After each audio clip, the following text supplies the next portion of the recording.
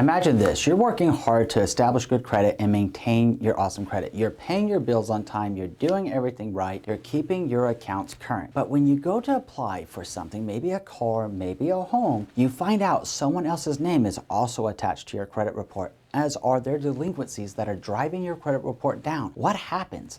Did it just get mixed up? Turns out it's possible. Let's take a look at what you should do next.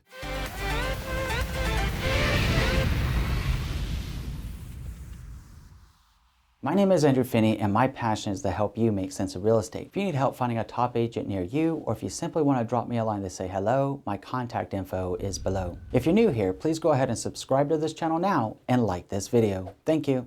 All right, my friend, I know it's pretty scary. Imagine that you're doing everything right. You've worked so hard to get into the 700s or into the 800s with your credit score. We don't want to see you get set back. It can happen. So there's three things that we want to understand about a mixed credit report. The first one is, how does it happen? The second one is, what makes it different? And the third thing, of course, is, how do we get it fixed? So the first thing being, how does a mixed credit report happen in the first place? Well, consider that the credit reporting agencies, also known as an acronym CRA, actually have about 220 million consumer credit profiles in their possession. So when we look at the credit reporting agency, the volume of records that they're maintaining and how many financial transactions each of us do on a daily basis, we can see how data could get mixed up. Now, what happens if someone's name is very similar to yours? This is where we could have an issue and an overlap of a mixed credit report take place. It's not an intentional issue, but it is an issue that we need to be monitoring our credit reports every 3 months to ensure there's nothing out of line with our credit report. And when we do discover something, that we can get on it right away so it doesn't hurt our credit moving forward. So the second thing that we know is what makes a mixed credit report different. It's not as easy all the time as simply submitting a dispute to the credit reporting agency and say, hey, you got it wrong here, I'm not that person, because it's not the data itself that's incorrect. It's the names that got associated with the file because it may be similar to your own. So if you do submit that dispute, you may get it kicked back the first time around. So what would typically happen in this case is that the data furnisher, also known as perhaps a collections agency, would actually say, hey, yeah, you know what, there was a mistake. But what happens when that data is actually correct, but it doesn't belong to you? It belongs to another person with your same name. So that takes us to, how are we exactly going to get this fixed? To correct a mixed file, what has to happen is you have to get somebody in the credit reporting agency to suppress the information that's going onto your report that is incorrect and ensure that it is being prevented from popping up again by furnishing any documentation that they're requesting of you to verify and to validate that the information that they have is incorrect and the information that you're providing is factual. Now, the good news here is that Equifax, Experian, and TransUnion have noticed how often this could happen and how difficult it can be to correct. So what they have set up is an entity called the National Consumer Assistance Plan, or simply NCAP as an acronym. This was an initiative launched by the credit bureaus to ensure that the credit reports are more accurate, more thorough, and easier to escalate what are called special disputes by having specially trained representatives inside of the NCAP to ensure that when a mistake is made, they can get it done and they have their authorization